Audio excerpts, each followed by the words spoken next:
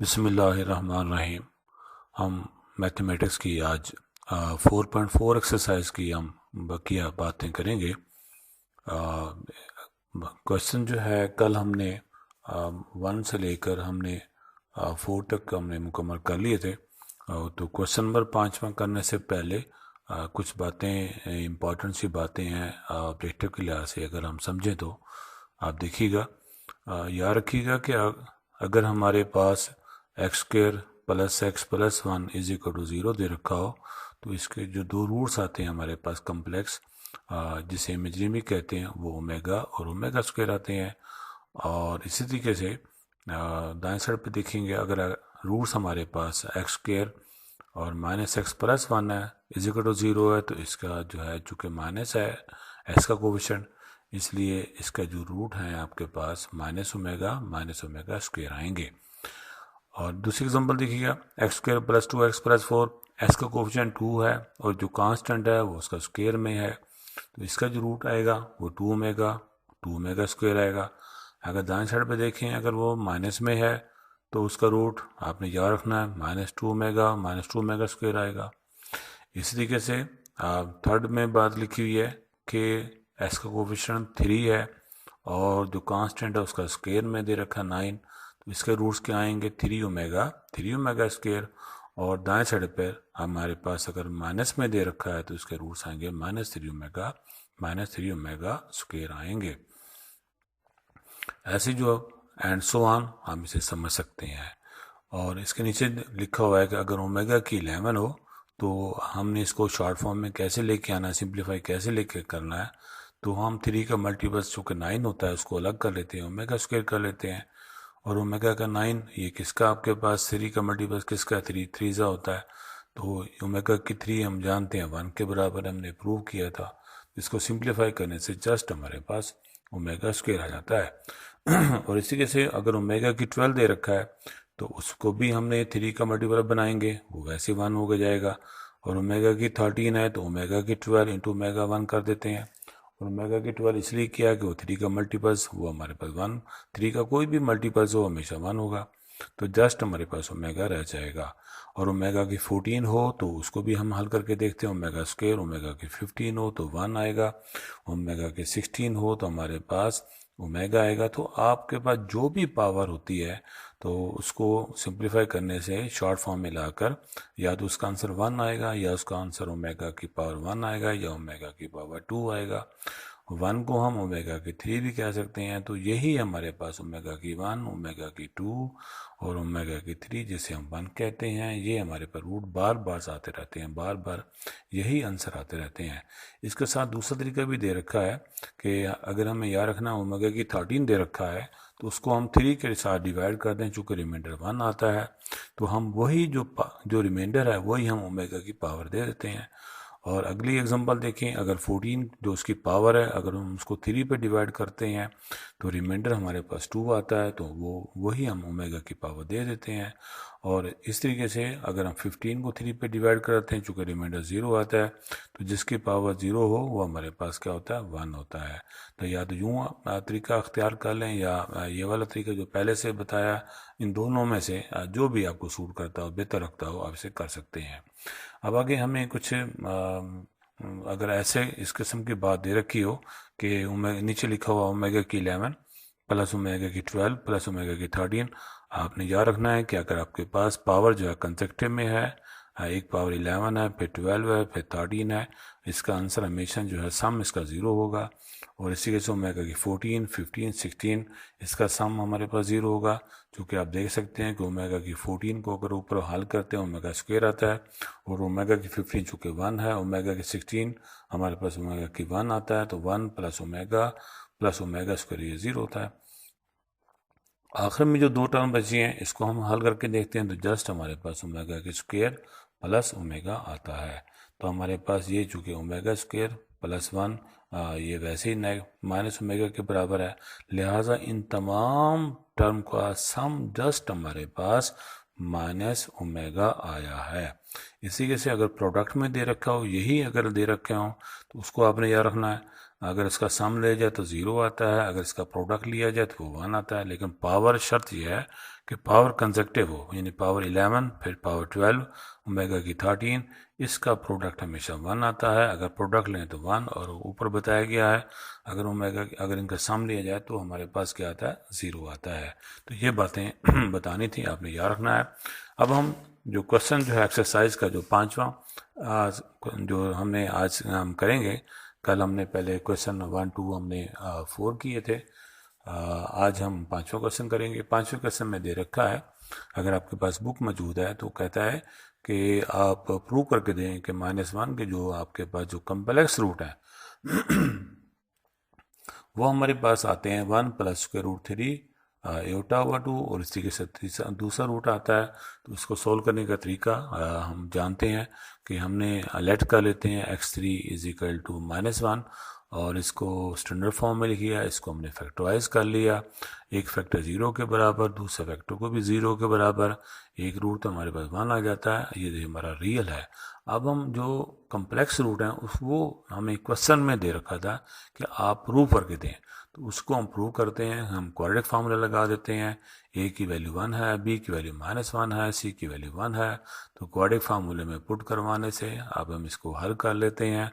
हल करने से वो जो आंसर हमने कहा गया था वही हमारे पास आ जाता है। ये हमारे दो रूट्स जो आए हैं ये हमारे कम्प्लेक्स रूट्स कहलाते हैं। ये प्रूफ हो गया है। और साथ ही इसी क्वेश्चन का जो दूसरा हिस्सा दे रखा है, दूसरा पार्ट दे रखा है, वो हमें कहा गया कि आप प्रूव करें कि हमें 1 + √-3/2 की होल रेज़्ड टू पावर 9, और इसी के से जो दूसरा रूट है उसकी भी पावर 9, वो प्रूव करके दें कि कैसे -2 के इक्वल कैसे आती है वैल्यू, ये लेफ्ट हैंड साइड। तो ऐसा करते हैं, चूँकि हम ओमेगा स्क्वायर के बारे में जानते हैं, प्रूव किया हुआ है कि -1 -√-3/2, और आपको याद होगा मल्टीप्लाई करवाते हैं तो हमारे पास -ओमेगा स्क्वायर आ जाएगा, और आपके पास जो रूट आएगा वो बन जाएगा 1 + √-3/2 बन जाएगा। तो इसलिए हमने इसके जो पावर के जो अंदर जो वैल्यू दे रखी है वो रूट है, और वो किसके इक्वल बनता है, -ओमेगा स्क्वायर के बराबर आएगा। वो हमने लिख दिया। ऐसे ही दूसरा रूट हमारे पास -ओमेगा आएगा। कल लेक्चर स्टार्ट करने से पहले हमने बातें की थी, उसी की बेस पर ये साथ लिखा भी हुआ है। तो लिहाजा -ओमेगा के स्क्वायर रेज़्ड टू पावर 9 याद रखिएगा। माइनस जो 9 जो है पावर जो है वो माइनस की भी है और ओमेगा स्क्वायर की भी है, तो आपके पास ये माइनस ही रहेगा। चूँकि पावर आड़ में है, इसको 9 टाइम मल्टीप्लाई करवाएं तो माइनस ही रहेगा। और ओमेगा की स्क्वायर की पावर 9 करने से 18 आ जाता है, वो 1 होगा। और इसी के से इसको हम सिंप्लीफाई करेंगे तो -2 आ जाएगा। तो ये प्रूफ हो जाता है। और ऐसे क्वेश्चन नंबर 6 दे रखा है, हमें दो रूट्स दे रखे हैं। अगर हमें याद रखना होगा, अगर इक्वेशन दे रखी हो तो कहा जाता है रूट्स मालूम करें, अगर रूट्स दे रखे हो तो कहा जाए इक्वेशन मालूम करें। तो ये इस क्वेश्चन में स्पेशल तौर पर हमें दो रूट्स दे रखे हैं, तो इसकी क्वाड्रेटिक इक्वेशन मालूम करके देनी है। उसका तरीकाकार क्या है कि सबसे पहले इसके हमने सम मालूम करने हैं इन रूट्स का, और इस तरीके से इसका प्रोडक्ट मालूम करना है। वो हमने क्यों मालूम करना है, चूँकि हम जानते हैं कि जनरल क्वाड्रेटिक इक्वेशन हमारे पास वो नीचे लिखी हुई है, x² minus sum of roots, और ये x का कोफिशिएंट, और इस तरीके से हमारे पास plus product of the roots is equal to 0। ये हमारे पास क्वाड्रेटिक इक्वेशन कहलाती है। तो इस क्वाड्रेटिक इक्वेशन के लिए हमें चाहिए है दिए गए रूट्स का सम चाहिए, दिए गए रूट्स का प्रोडक्ट चाहिए। तो सम मालूम करने लगे हैं। 2 ओमेगा प्लस 2 ओमेगा स्क्वायर, 2 कामन ले लिया, ओमेगा प्लस ओमेगा स्क्वायर वो -1 होता है। इसको हल कर लेते हैं, इस तरीके से प्रोडक्ट ले लेते हैं। 2 ओमेगा स्क्वायर का हमने प्रोडक्ट जब लिया तो हमारे पास जस्ट 4 आ जाता है। तो हमने इसमें पुट करवा देते हैं, यही हमारे पास रिक्वायर्ड इक्वेशन आ जाती है। इस क्वेश्चन में हमसे ये मांगा गया है जो हमने प्रूव कर दिया है। अभी बताया है कि अगर रूट्स दिए गए हों तो हम इक्वेशन मालूम कर सकते हैं। अगर इक्वेशन दे रखी हो तो इसे आज के शुरू में मैंने बोला था कि अगर x का कोफिशिएंट 2 हो और कांस्टेंट्स का और इसका स्क्वायर में हो तो इसके रूट आपके पास 2 ओमेगा स्क्वायर आते हैं। तो ये बात क्लियर हो गई है कि 2 ओमेगा स्क्वायर अगर दो रूट से रखे हैं तो हम इसको डायरेक्ट आंसर भी हमारे ज़हन में होना चाहिए कि इसका answer x square plus 2x plus 4 ही आएगा। तो अब हम जो बाकी बात है क्वेश्चन हमारे पास हैं, क्वेश्चन नंबर 7 है और 8 है। इन क्वेश्चन को करने से पहले हमें समझना है कि अगर हमें कहा जाए कि 4 रूट्स ऑफ यूनिटी मालूम करके दें, 4 रूट्स ऑफ यूनिटी, तो आपके पास यानी 1 की पावर जो है 1/4 ये हमारे पास 4th रूट कहलाएगा यूनिटी का। तो वो हमने इसके 4 ऐसे मालूम करके देने हैं कि अगर हम उसको 4 दफ़ा मल्टीप्लाई करवाएं, ऐसे कौन कौन से 4 रूट्स हैं जिसको हम आपस में 4 दफ़ा मल्टीप्लाई करवाएं तो वो उसका आंसर हमारे पास 1 आ जाए। तो ये क्वेश्चन का कहने का मतलब है, मकसद है कि आप ऐसे रूट्स 4 मालूम करके दो, वो हम उसको ऐसा कर लेते हैं, उसका नाम हम x रख लेते हैं। तो इसको हम दोनों साइडों पर पावर 4 ले ली, स्टैंडर्ड फॉर्म में लिख लिया। इसको हम फैक्टराइज कर लेते हैं, ए स्क्वायर माइनस बी स्क्वायर किसके बराबर होता है, ए माइनस बी, और इंटू ए प्लस बी हमारे पास होता है। तो उसके ज़रिए से हम इसको सॉल्व कर लेते हैं। कैसे कि हमारे पास लिख सकते हैं x square -1 into x square plus 1। इसको एक्स स्क्वायर -1 को मज़ीद फैक्टराइज किया जा सकता है, तो हमारे पास x -1 इंटू एक्स प्लस 1 आ गया, और हमने इसको बारी बारी तीनों फैक्टर को 0 के बराबर रखा। तो हमारे पास x की वैल्यू 1 आ गई, एक x की वैल्यू -1 आ गई। दूसरी हमारे पास जो क्वाड्रिक हमारे पास इक्वेशन है एक्स स्क्वायर प्लस 1, इससे भी 2 रूट्स आएंगे। वो कैसे मालूम करेंगे कि हम 1 को उधर लेके चलते हैं, -1 हो जाएगा, और इसका हमने दोनों साइडों पर स्क्वायर रूट ले लेते हैं, तो हमारे पास 2 ऑप्शन आ जाएंगे, एक प्लस और माइनस, और हमारे पास स्क्वायर रूट ऑफ -1। ये हमारे पास एयोटा कहते हैं इसे हम। हमारे पास ये 4 रूट्स आ जाते हैं। तो आपने याद रखना है कि 1 को 4 दफ़ा मल्टीप्लाई करवाएं 1 आता है, -1 को 4 दफ़ा मल्टीप्लाई करवाएं तो 1 आता है, और एयोटा को 4 दफ़ा ज़रब करवाएं तो 1 आता है, और माइनस एयोटा को 4 दफ़ा ज़रब करवाएं तो 1 आता है। तो हमें यही कहा गया जा रहा था कि वो 4th रूट्स मालूम करके दें यूनिटी के, वो कौन कौन से हैं ये हमने मालूम कर दिए हैं। अब इसके बारे में कुछ इसकी प्रॉपर्टीज़ हैं वो हम पहले पढ़ लेते हैं। अगर हम याद रखें इनको, अगर हम ऐड कर लेते हैं इन तमाम रूट्स को, तो हमारे पास वो 0 आता है। और इस तरीके से अगर इन आपके पास दूसरी प्रॉपर्टी में हमें बताया गया कि ये एक दूसरे के एडिटिव इन्वर्स हैं। एडिटिव इन्वर्स का मतलब हमें पता होना चाहिए कि 1 का एडिटिव इन्वर्स -1 होता है, -1 का एडिटिव इन्वर्स +1 होता है। वो क्यों इनको ऐड करवाएं, तो उसका आंसर 0, जिसे हम एडिटिव आइडेंटिटी कहते हैं।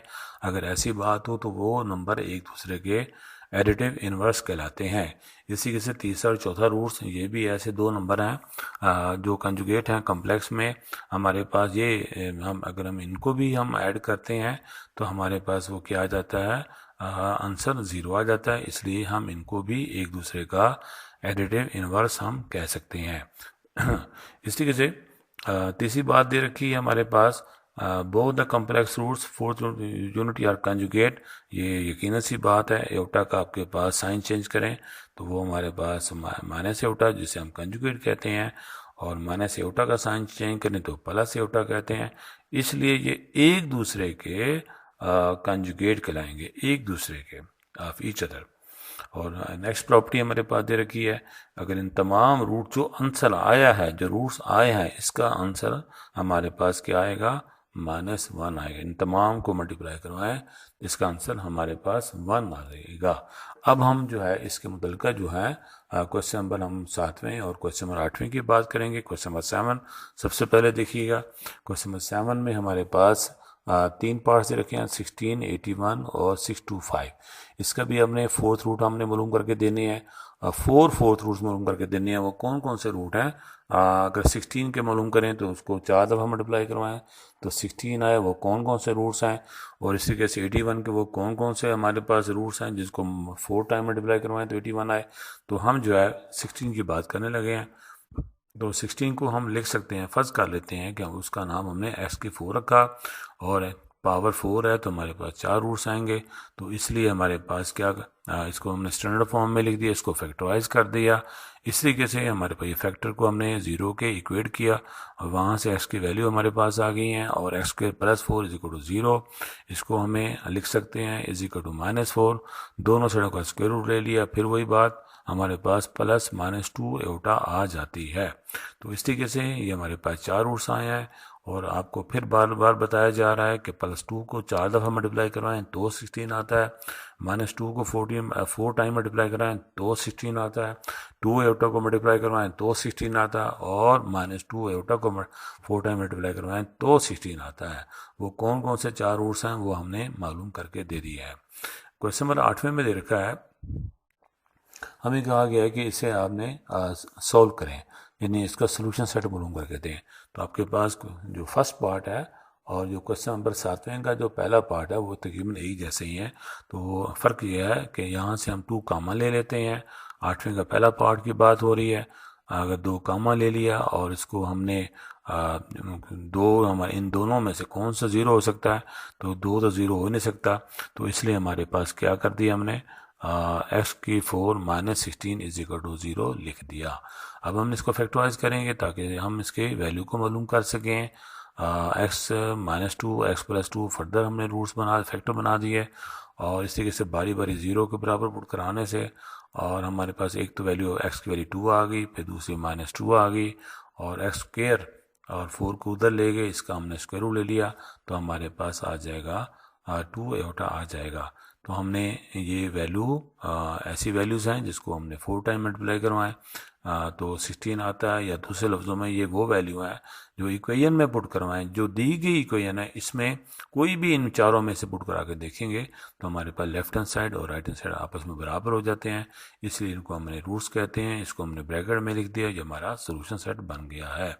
इसी के से इसका थर्ड पार्ट किए देते हैं, उसमें हमारे पास x³ + x² + x + 1, इसमें भी हमारे पास जो पावर 3 दे रखी है तो 3 रूट्स हमारे पास आएंगे, तो उसको भी हमने फैक्टर बना लिए। कैसे, x + 1 को 0 के बराबर रखा, x² + 1 को भी 0 के बराबर रखा, और यहाँ से x की वैल्यू को मालूम कर लिया, और इस तरीके से x की दूसरी जो वैल्यू दो आई है प्लस माइनस एटा, यानी स्क्वायर रूट -1 को हम एटा लिखते हैं, हमने लिख दिया।